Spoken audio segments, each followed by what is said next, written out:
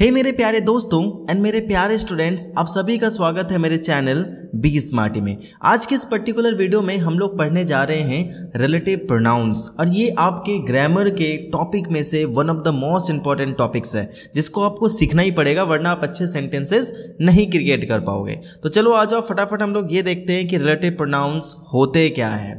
तो relative pronouns जो होते हैं ना, वो एक तरह से समझो कि ऐसे प्रोनाउंस होते हैं जो क्या करते हैं, दो क्लॉजेस को जोड़ने का काम करते हैं। अब क्लॉज क्या होता है अगर ये आपको नहीं पता है तो प्लीज़ नीचे आप कमेंट करो, मैं उस पर भी एक वीडियो बनाऊंगा। ऑलरेडी मैंने इस पर एक वीडियो बना रखी है, मैं उसका भी लिंक आपको दे दूंगा, लेकिन फ्रेश वीडियो मैं बहुत जल्दी आपके लिए लेकर आऊँगा। तो अब यहाँ पे जरूर गौर से यहाँ पे समझो, दो प्रकार के क्लॉज होते हैं, एक डिपेंडेंट क्लॉज और एक इंडिपेंडेंट क्लॉज। ठीक है, इंडिपेंडेंट क्लॉज जो होते हैं उन इंडिपेंडेंट क्लॉज को हम लोग क्या बोलते हैं, उनको हम लोग बोलते हैं प्रिंसिपल क्लॉज। ठीक है, और जो डिपेंडेंट क्लॉज होते हैं उनको हम लोग बोलते हैं सबऑर्डिनेट क्लॉज। ठीक है, सबऑर्डिनेट क्लॉज। तो अब उसके बारे में तो हम यहाँ पे डिटेल में नहीं पढ़ेंगे, लेकिन देखो मैं कुछ यहाँ पे रिलेटिव प्रोनाउंस आपको दे रहा हूँ जो सबसे ज़्यादा इंपॉर्टेंट है। उसमें से सबसे पहला हो गया आपका हु, दूसरा हो गया विच, तीसरा हो गया डैट, और उसके बाद कुछ आता है that is home and whose. आ जाओ देखते हैं कुछ एग्जांपल्स कैसे हम इसको बना सकते हैं सेंटेंस में।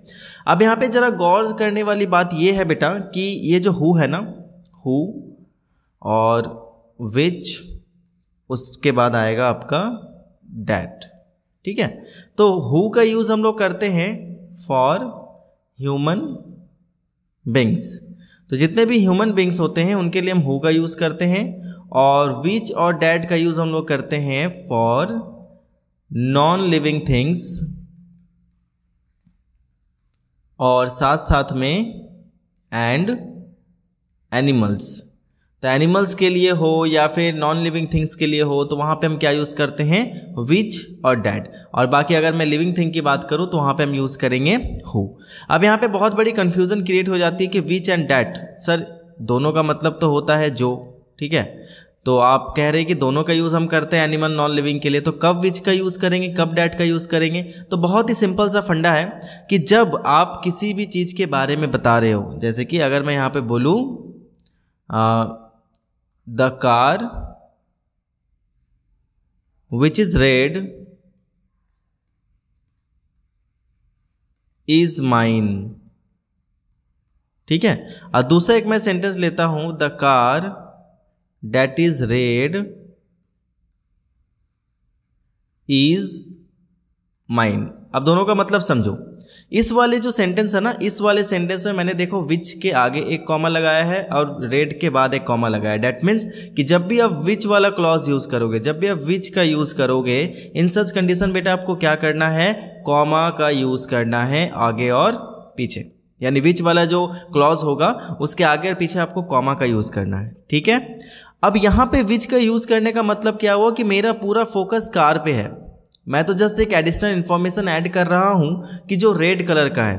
ठीक है, वहाँ पे मान लो कि बहुत सारे कार रखे हुए हैं और सारे कार्स जो है वो रेड कलर के हैं, तो उस जगह पे हमारे ये कलर मैटर नहीं करता। मेरे लिए मैटर करता है कि वो कार मेरी है, मैं बस इतना बता रहा हूँ कि वो कार मेरी है, लेकिन मैंने बीच में यहाँ पे एक एडिशनल इन्फॉर्मेशन ऐड कर दिया।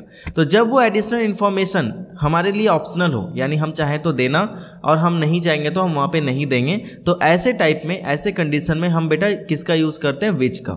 लेकिन अगर मैं यहाँ पे बोल रहा हूँ the car that is red is mine, that means कि वहाँ पे बहुत सारे कार हैं, एक नहीं बहुत सारे कार है, सबके अलग अलग कलर हैं। तो मेरा फोकस यहाँ पे किस पे है भाई, कलर पे। यानी ये जो लाइन मैंने यहाँ पे ऐड किया है डेट इज़ रेड, इसका एक सिग्निफिकेंट रोल है इस पूरे सेंटेंस में। अगर हम इसको हटा दें तो शायद हमें पता नहीं चलेगा कि वो कार मेरी है, तो इसमें से कौन सी ऐसी गाड़ी है जो मेरी है, मैं बता नहीं पाऊंगा। तो यहाँ पे मान लो बहुत सारे कलर के गाड़ियाँ यहाँ पे रखी हुई है, तो उसमें मैं बोल रहा हूँ कि जो रेड कलर की गाड़ी है वो मेरी है, तो इन सच कंडीशन हम क्या यूज़ करेंगे, डैट यूज़ करेंगे। फिर से एक बार रिपीट कर रहा हूँ कि जब आपका एडिशनल इन्फॉर्मेशन काम का हो, ठीक है, ऑप्शनल हो ना हो, उसके बिना आपका सेंटेंस अधूरा रहेगा।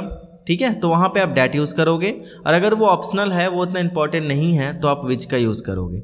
एक और गलती यहाँ पे बच्चे कर बैठते हैं, वो ये है कि यहाँ पे जो सब्जेक्ट लगाते हैं, यहाँ पे जो सब्जेक्ट लगाते हैं इसके बाद इसी सब्जेक्ट का प्रोनाउन जो है वो इस जगह पे एक और बार लगा देते हैं। मैं आपको इसको इजीली समझाता हूँ। जैसे अगर मैं इस स्लाइड की बात करूँ तो यहाँ पे देखो लिखा हुआ है the person who won the lottery has not yet claimed the prize. अब बच्चे यहाँ पे गलती क्या करते हैं, यहाँ पे वो लिखते हैं the person who won the lottery he has not yet claimed the prize. तो बेटा यहाँ पे ही गलती से भी नहीं होगा। क्यों? क्योंकि अगर आप इस पार्ट को यहाँ से हटा दो, ठीक है, इस पार्ट को आप हटा दोगे तो आपके पास क्या बच गया, the person has not yet claimed the prize, यानी उस पर्सन ने अभी तक उस प्राइज को क्लेम नहीं किया है। ठीक है, तो ये जो मैं यहाँ पे बीच में क्लॉज डाल रहा हूँ इसको हम लोग कहते हैं सबऑर्डिनेट क्लॉज। ठीक है, इसी के बारे में मैं आपको बात कर रहा था, ये है सबऑर्डिनेट क्लॉज। तो ये सबऑर्डिनेट क्लॉज जो है, सबऑर्डिनेट में भी ये कौन सा क्लॉज है बेटा, ये हमारा एडजेक्टिव क्लॉज है। और ये एडजेक्टिव क्लॉज बीच में ही आता है जो किसी भी नाउन या प्रोनाउन के बारे में बताता है, स्पेशली नाउन के बारे में ही बता रहा होता है। तो यहाँ पे गलती से भी आप दोबारा से इस सब्जेक्ट को मत लिखना, चाहे वो आप कोई प्रोनाउन यूज करो या कुछ भी नहीं कर सकते।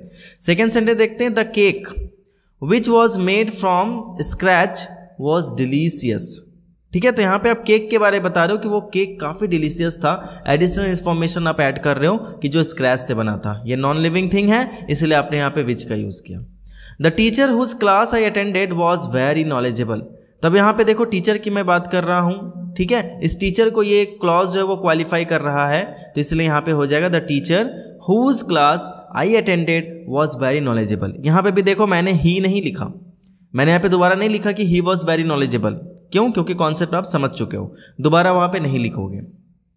The book that you recommended was really interesting. तो यहाँ पे देखो बुक यानी नॉन लिविंग थिंग है, तो मैंने यहाँ पे डैट लगाया। अब मेरा पूरा फोकस है कि भाई कौन सा बुक जो तुमने रिकमेंड किया था। That means कि this additional information is very important for this sentence. If you remove this additional information, that means some fact will be missing out from this sentence. Okay?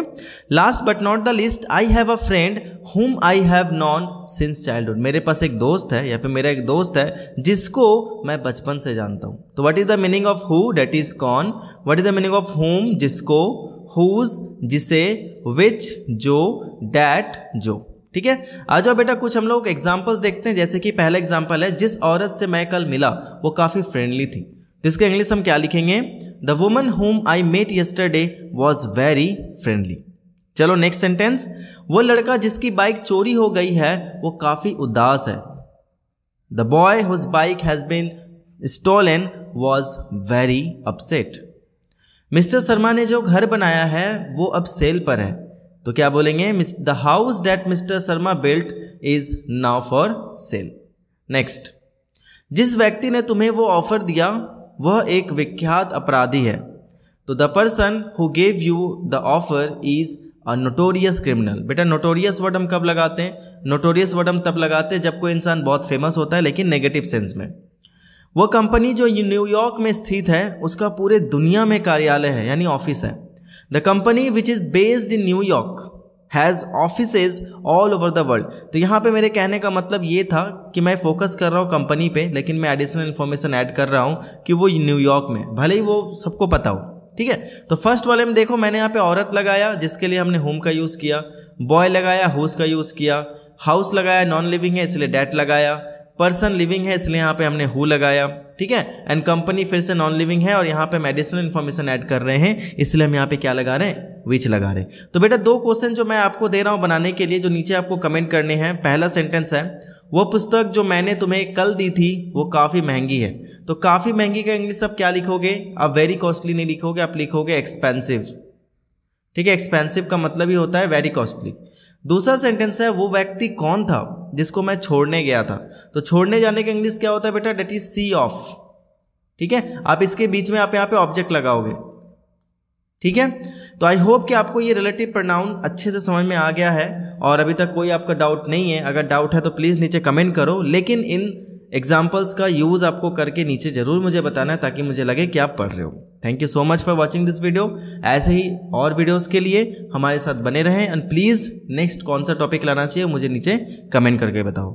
Thank you so much, मिलता हूँ अगले video में, तब तक everyone take care, be safe, keep learning and keep watching, be smarting.